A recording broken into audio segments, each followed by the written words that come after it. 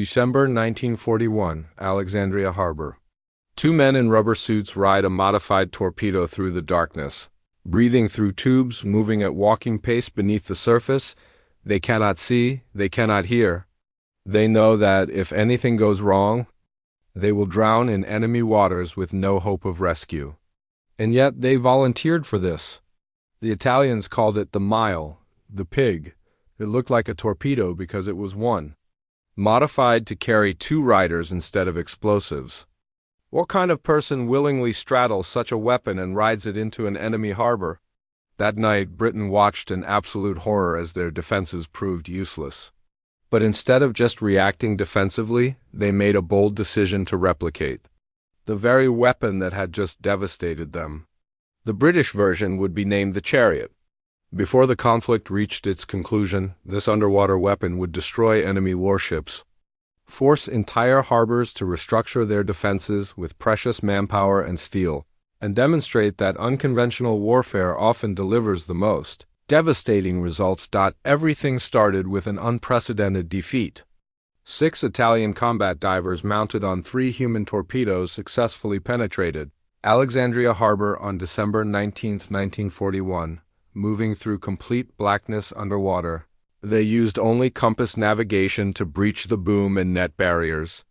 After locating their designated targets, they fixed their explosive charges and withdrew undetected. When the charges detonated hours later, the result was catastrophic. 2 of Britain's mightiest battleships, HMS Valiant and HMS Queen Elizabeth, representing over 73,000 tons of combined displacement, slowly descended to rest on the harbor bottom. Both vessels would remain out of action for many months. With merely 6 operatives and 3 underwater craft, Italy had completely wiped out Britain's capital ship advantage across the eastern Mediterranean in one spectacular operation. Italy's price for this triumph was 6 men taken prisoner. Britain's cost was a strategic catastrophe that would reshape the entire Mediterranean naval campaign. Prince Philip, serving as a young midshipman at that time, experienced the attack firsthand aboard Valiant. He gained intimate knowledge of how swiftly a supposedly secure harbor could transform into a deadly trap. Admiral Cunningham documented that the entire fleet became extremely nervous, with sailors reporting phantom swimmers in the water at night. The psychological damage rippled through the Mediterranean fleet for months afterward. Winston Churchill reacted with absolute rage. He confronted the Admiralty with pointed questions about why Britain lacked equivalent capability to what the Italians had demonstrated so effectively. His logic was brutally simple. If half a dozen men riding modified torpedoes could paralyze an entire battle fleet, Britain desperately needed identical weapons immediately. The challenge facing Britain was stark. They possessed absolutely nothing comparable to what Italy had deployed. The Italian Navy had invested years perfecting their underwater weapon system known as the mile, translating to pig. The craft was sluggish, awkward to handle, and forced its 2-man crew to remain exposed in freezing seawater for extended periods. Despite these severe limitations, the weapon had proven devastatingly effective, and Britain had no countermeasure whatsoever. Traditional naval doctrine dismissed human torpedoes as fundamentally impractical weapons. The dangers were extraordinary, by any measure. Operators confronted drowning, severe hypothermia, catastrophic equipment malfunctions, enemy capture, and potential execution under martial law. The Italians had willingly embraced these mortal risks and secured spectacular victories. Britain now had no choice but to follow the same perilous path. Commander Geoffrey Sladen and Lieutenant Commander William Fell initiated the development program in early 1942. Their work relied partially on captured Italian equipment seized at Gibraltar, allowing them to reverse engineer the enemy's proven technology. The manufacturing contract was awarded to Stothert and Pitt, a crane manufacturer based in Bath, within just months. Britain's first human torpedo completed initial testing. They deliberately chose the name Chariot to avoid using the word torpedo at all. This naming choice carried significant meaning. Unlike Japanese Chiton weapons, which were authentic suicide craft with no escape mechanism, the Chariot featured a detachable warhead equipped with a delayed timer. The design philosophy emphasized that operators would attach the explosive device to enemy vessels and then withdraw to safety. That was the theory, at least. Reality would prove considerably more complicated. The Mark I chariot measured approximately 6.8 meters in length with a weight around 1,500 kilograms. A modest 2-horsepower electric motor drawing power from a 60-volt lead-acid battery provided propulsion at roughly 2.5 knots cruising speed, barely exceeding the pace of a strong swimmer. Operating range extended to about 5 hours at cruising speed before battery exhaustion. The detachable warhead packed approximately 270 kilograms of Torpex high explosive, sufficient to catastrophically damage a cruiser-class warship. Maximum operational diving depth reached roughly 27 meters below the surface. The instrument panel included essential navigation equipment, a depth gauge for maintaining proper submersion, a clinometer for measuring attack angle, an ammeter displaying battery charge status, and a luminous clock for timing operations in total darkness. Control systems operated through a joystick mechanism offering 4 distinct motor speed settings. Both operators rode astride the weapon completely exposed to the surrounding water throughout the entire mission. The forward operator, designated Number 1, managed depth control and directional steering using the joystick controls. The rear operator, called Number 2, handled all navigation duties, wire-cutting operations to breach harbor defenses, and the critical warhead attachment procedure. Both crew members wore the Sladen diving suit, a sophisticated closed-circuit oxygen rebreather that produced no telltale air bubbles on the surface that might alert enemy sentries. Among operators, the suit earned the grim nickname Clammy Death due to its uncomfortable and claustrophobic nature. Training operations occurred in remote Scottish lochs, particularly Loch Erisort and Loch Cairnbon. Volunteers underwent brutal oxygen tolerance testing that frequently resulted in ruptured eardrums and severe sinus damage. The rebreather systems carried substantial risk of oxygen poisoning at operational depths, a dangerous condition called oxygen peat that could trigger violent convulsions and drowning without any warning signs. Training claimed at least one charioteer's life before any operational missions even began. By October 1942, the first combat mission received authorization. The designated target was Germany's most formidable battleship, Tirpitz, anchored in Trondheim Fjord deep inside occupied Norway.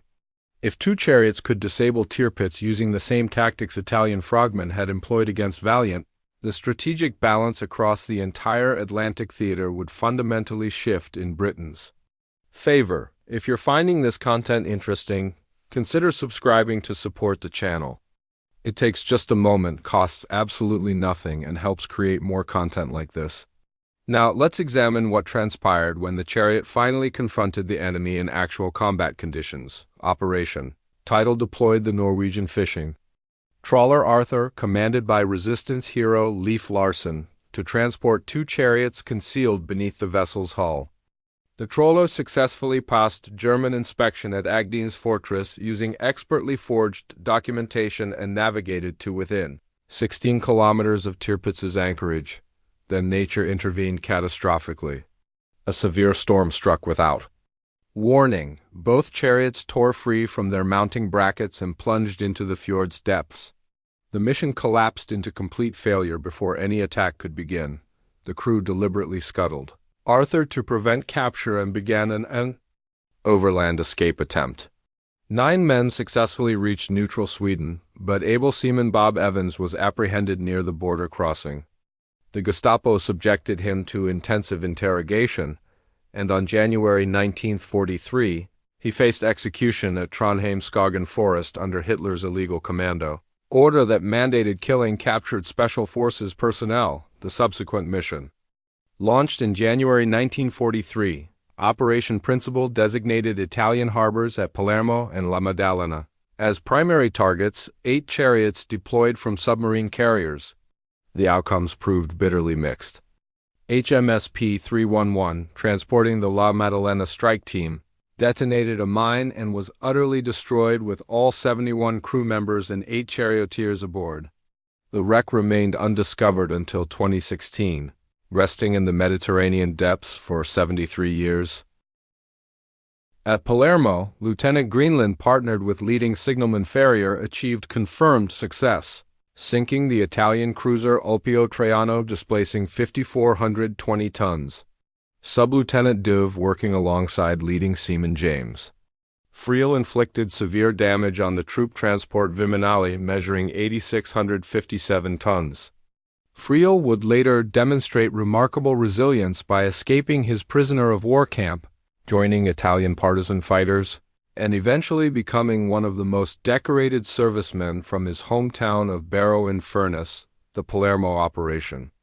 Cost: 2 charioteers drowned in the harbor, 6 captured by Italian forces, and all 5 deployed chariots lost without recovery. Not a single operator returned as a free man from this mission. By 1944, an enhanced Mark II chariot entered operational service. The improved model stretched to 9.3 meters in length with weight exceeding 2,300 kilograms, and carried a massive warhead of 540 kilograms, precisely double the original explosive capacity. The operators now sat positioned back-to-back within a semi-enclosed compartment, which significantly reduced cold water exposure and hydrodynamic drag. Maximum speed increased substantially to 4.5 knots, nearly doubling the original. Performance: the Mark II variant saw combat deployment at La Spezia during June 1944. This represented an extraordinary joint British and Italian operation, with former battlefield enemies now cooperating following Italy's armistice agreement with the Allies. Sub-Lieutenant Collar and able seaman Harry Smith successfully destroyed the heavy cruiser Bolzano, displacing 13,665 tons. German forces had intended to employ her as a deliberate block ship to obstruct the harbor. Instead, she now rested permanently on the harbor floor, completely useless to the enemy. The sole completely successful chariot mission, defined as targets destroyed with all operators recovered alive and free, occurred in October 1944 at Phuket Harbor in occupied Thailand. HMS Trenchant successfully launched 2 Mark II chariots against Japanese-controlled merchant shipping. Sub-Lieutenant Tony Eldridge partnered with Petty Officer Sidney Walcott engaged the merchant vessel Sumatra. Petty Officer Smith working with ordinary seaman Bert Brown targeted the ship Volpe. Both assault teams successfully attached their explosive charges. Despite severe complications, the barnacle-encrusted hulls prevented magnetic clamps from securing properly, forcing operators to manually tie warheads in place using ropes in complete darkness. Both enemy ships sank as planned, and for the first and only time throughout the entire war, all 4 chariot operators returned safely to their submarine.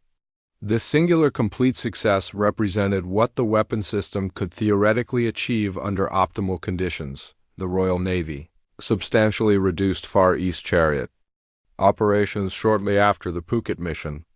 With the war's momentum shifting decisively in the Allies' favor, combined with the extreme dangers facing captured operators in Japanese custody, the strategic calculation no longer justified the enormous risks involved across all combat operations. Throughout the war, British Chariot successfully sank 2 Italian cruisers along with several merchant vessels. For comparison, the Italian Mile program, according to widely accepted historical estimates, disabled 3 major warships and exceeded 100,000 tons of merchant shipping destroyed across the entire conflict. The British never fully matched the effectiveness of the weapon system they had copied from their enemy, Italian combat. Swimmers had pioneered the entire technology and refined operational tactics over many years of development. British operators learned rapidly and consistently demonstrated extraordinary personal courage under impossible conditions. But the program commenced too late in the war and encountered too many catastrophic setbacks to achieve genuine strategic impact that could influence the war's outcome. According to documented veteran accounts, the psychological burden proved immense for all participants. Petty Officer Lennett described the terrifying moment of launch from a submarine with haunting detail. The scene was total loneliness, he recalled decades later.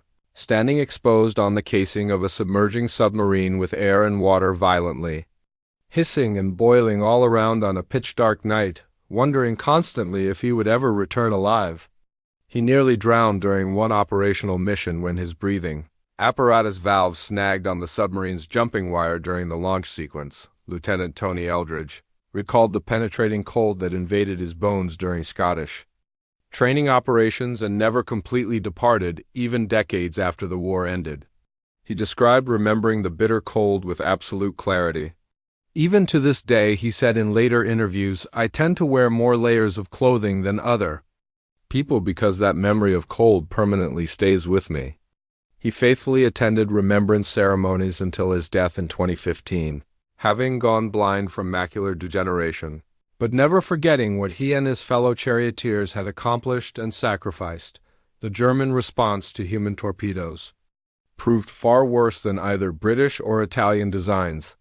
Their Neger craft, introduced desperately in 1944, could not even submerge below the surface. German operators attacked completely exposed on the surface with their perspex dome clearly visible to enemy gunners who could engage them at will. The supposedly improved Martyr model could dive briefly, but remained desperately vulnerable to detection and counterattack. German casualty rates reached catastrophic levels between 70 and 80% killed in action. The Chariot, despite all its inherent dangers and design limitations, was never conceived as a suicide weapon by any measure. British operators possessed a genuine chance of survival if operational conditions remained favorable and equipment functioned properly. German operators knew with absolute certainty they were almost inevitably going to die during their missions. The philosophical and practical differences could not have been more stark. The Italian Mile remained definitively the most effective human torpedo weapon system deployed by any nation during the entire war. The Alexandria raid alone disabled 73,000 tons of British capital ships using merely 6 men and 3 underwater craft. Naval historians have characterized this achievement as one of the most impressive ratios of results achieved versus resources expended in the entire history of maritime warfare. By 1950, only 6 functional chariots remained within British military service. These were maintained specifically with contingency plans for potential attacks on Soviet naval harbors during the intensifying tensions of the early Cold War period. The fundamental concept evolved gradually into modern swimmer delivery vehicles employed by special operations forces today. The Special Boat Service currently operates sophisticated underwater craft that owe their conceptual origins directly to those pioneering wartime chariots. The SBS itself evolved from wartime commando units that included numerous chariot operators among their founding members. 3 original chariots survive today at the Eden Camp Modern History Museum located in North Yorkshire, including a meticulously restored Mark II recovered from a Portsmouth scrapyard, along with accurate working replicas. Prince Philip officially opened the enhanced museum display in November 2012, bringing profound personal connection to the ceremony. He had been serving aboard Valiant during that fateful night when Italian frogmen changed naval warfare forever, and he understood intimately what those young charioteers had volunteered to confront. The Chariot was never the war-winning weapon Churchill desperately demanded after witnessing the Alexandria disaster. It successfully sank cruisers but never battleships. It achieved limited tactical successes but never strategic victories that altered the war's trajectory. The British successfully copied Italian technology and improved certain aspects through engineering refinement, but deployed it far too late in the conflict and with insufficient resources to meaningfully change the course of the Mediterranean naval campaign. But raw numbers and tactical assessments do not reveal the complete story of human courage under extreme conditions. Fewer than 100 men volunteered to ride modified torpedoes directly into heavily defended enemy harbors. They understood the statistical odds perfectly. They knew that most missions concluded in drowning, enemy capture, or execution. They climbed aboard these primitive underwater craft anyway.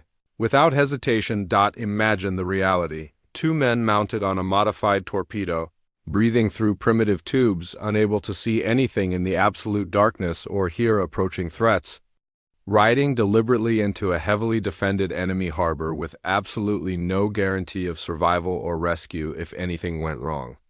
That was not suicide by any definition. That was extraordinary courage sustained over hours of terrifying underwater approach. And that fundamental human courage is precisely why we continue to remember the Chariot and the exceptional men who rode them into history.